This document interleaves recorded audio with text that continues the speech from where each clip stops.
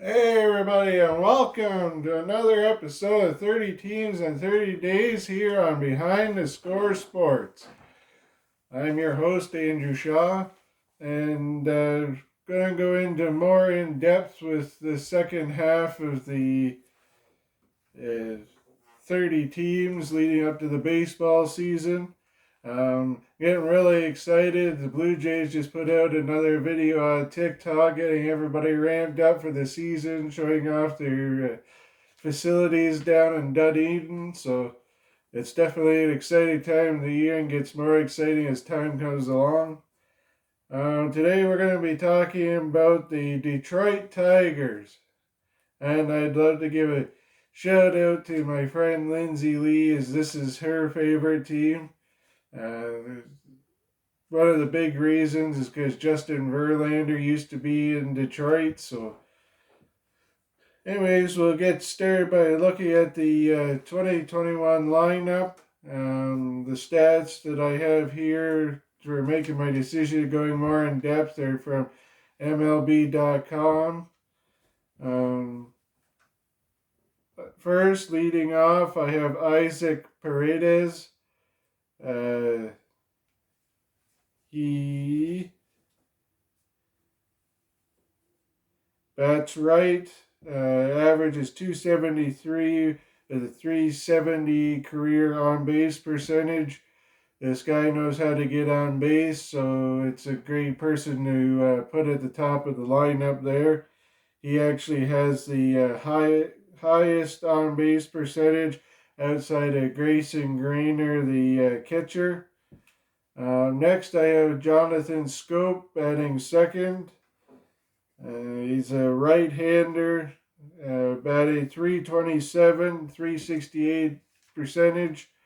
As you can see, this guy knows how to get on base. He hits real well. So he's definitely a prime candidate for being at the top of the lineup. You want to get on early and bring those runs around to get a lead. So definitely a great person to put in that spot. Next would be Willie Castro. Willie is a switch hitter, batting 289 and a 318 on base. This guy I noticed is real well, not only well at hitting and getting on base, but does really well defensively there. So I put him in that spot. And of course, number 4, the big guy in the team, the big time veteran, Miguel Cabrera. He's right-handed hitter, DH, batting 340 with a 398 on base percentage over his career. This guy is lights out, got lots of power, can hit, can get on base. He can do it all, and he's been doing it a long time for the since going to the Detroit Tigers. There's not much in his game that he can't do. He plays the game very well and is definitely a big-time veteran presence for the young and rebuilding team that they've got there in Detroit. Jacoby Jones will be next. Center fielder, batting right, 291 with a 365 on base. Again, another guy that can get on base, another guy that hits really well average-wise. The top of this lineup, you'll notice I have some switch hitters and one lefty that I've kind of broken up the right-handers with, so we're not having a big portion of the lineup as right-handers. It helps definitely when doing matchups with pitching. You don't want to be too predictable, so by breaking them up with switch hitters, you could definitely throw a lefty in there every once in a while to cause some problems there for pitching. But the top of this lineup, you could almost put them in any spot. They can get on base. Some have got some power. Either in the extra base hits, any way you can get the runs in. So there's definitely some versatility here at the top of the lineup. Next will be Jamer Candelario. He's a first baseman, switch hitter, batting 251 to 317. Does have a low average, but again, he's a switch hitter, so therefore it breaks up the lineup. But he definitely is a guy that can get on base pretty often, so that's definitely a great spot for him to be in sixth as you want to keep getting on base further down the lineup and keep a roll going. Robbie Grossman will be next. Robbie is the left fielder. He's also switch hitter, 267 with a 342 on base. Another guy that can get on base. His average isn't quite as strong as others on this team, but at the bottom, near the bottom of the lineup, he's one that can definitely keep a rally going and getting that extra base hit or whatever to bring in some more runs that you need. So definitely keeps the lineup going. Next will be Christian Stewart. Stewart is a right fielder, batting left, 235 with a 292.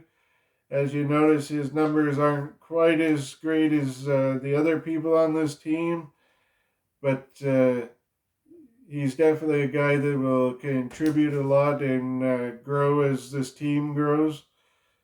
And then, of course, with this being American League and Miguel being the DH, so the last spot goes to Grayson Grainer.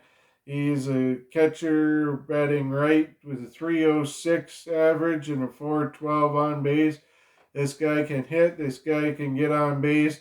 This guy can turn the lineup over to the heavy hitters at the beginning of the lineup. This guy is going to do great things. And just be a catcher, like a lot of people don't realize, a catcher is a big person when it comes to what happens on the field. They get to see everything, so having a catcher that can do well behind the plate but also do well at the plate is very rare in the league. So definitely see some great things coming out of him. He definitely could move up in the lineup, as I've had other catchers in the sixth or seventh spot on other teams, but with this team being a growing team and some guys that know how to get on base, I don't see the necessity of having to move him up in the lineup. He'd be a great guy to start a rally at the bottom and turn it over. And that's what you need at the bottom, is some guy that's going to turn over the lineup to the heavy hitters at the top. So,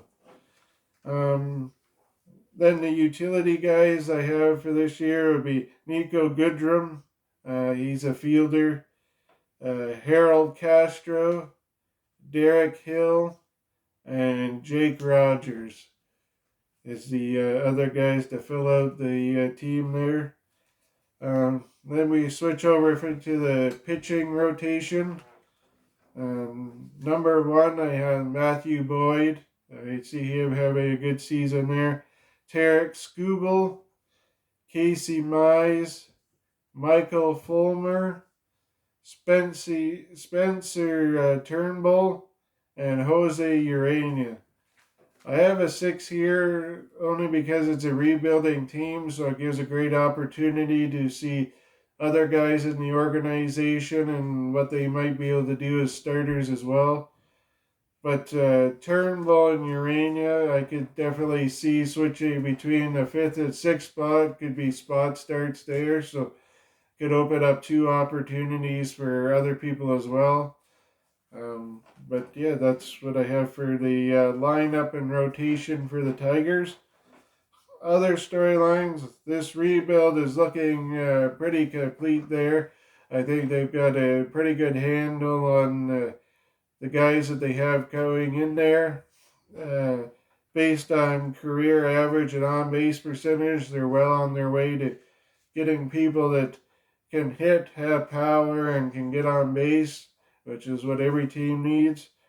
So I think as they continue to grow here, they're going to grow into being more of a solid team. But I think they've got a lot of pieces in place to be well on their way.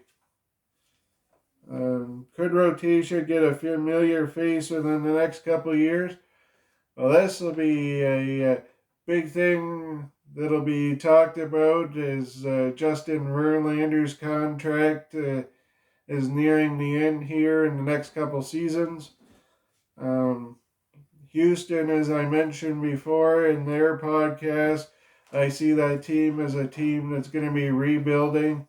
I think that window is definitely closing there. Springer left this year. Correa had talked about possibly wanting out as well. And as this team goes along, I definitely see some more pieces moving, possibly this season, if not next. I think the team is, if they definitely break down in contract talks with Verlander, I definitely see that moving along this season to see if they can get some prospects back, especially for a Tigers team that is rebuilding, so they're going to have some potential players that they might be able to move there. But if not, if the price gets too high, I definitely could see Detroit waiting until his contract's up. But I definitely think not only me, but a lot of people in Detroit are hoping that Verlander comes back with Miguel Cabrera to do one last run with AJ Hinch in Detroit to end out their careers. I think that would be pretty phenomenal to watch there. And like I said, my friend Lindsay, I know she'll be one of those people that would be pulling to move back to Detroit. So when we can finally get back to games, she'd be able to go down and see her favorite player there. What impact will AJ Hinch have on the team? As we all know, he's coming back from the year suspension that he had. Alex Cora is back in Boston as well. I think AJ Hinch is going to be one guy that wants to prove himself, prove that he's above and beyond what happened in Houston, and show that he can be the coach of the year and take this rebuilding team to a championship team. He definitely shows he's got the skills to do that. And now breaking away from all of what happened in Houston, and hopefully that doesn't carry on too far into the season, but he definitely has got the skills there. There's a lot of people that have talked highly about him, so I definitely see him making a big impact in his first season there in Detroit. So anyways, yeah, with AJ Hinch, Miguel Cabrera, and Justin Verlander going for a run, I definitely think that would be very entertaining, especially for fans in Detroit. Players to watch on that as we close out this episode. Spencer Torkelson, third base / first base, number 1 in the organization. Casey Mize, that I mentioned, is a starting rotation middle guy there. Right-handed pitcher, number 3. Matt Manning is a right-handed pitcher as well. He's number 3 in the organization. Riley Green, outfielder, number 4 in the organization. And Tarek Skubal, another guy that I have as second in the starting rotation for pitching. Left-handed pitcher. That's why I chose him for that spot as well, to have a lefty in there. And he's number 5 in the organization. So like I said, there's definitely going to be some openings for guys to move into. Definitely a lot of competition going on for roster spots. But there's going to be some opportunity for those guys that don't make the main roster to have their chance to play as the season goes along and try to really fill out this roster into the team that's going to be playing for championships in the not so distant future. So, anyways, that closes out another episode of Behind the Score Sports. Like I said, I had the averages and information from MLB.com. And just remember, it's not always what happens in the game. There's also a lot that's behind the score. Thank you very much and have a great day.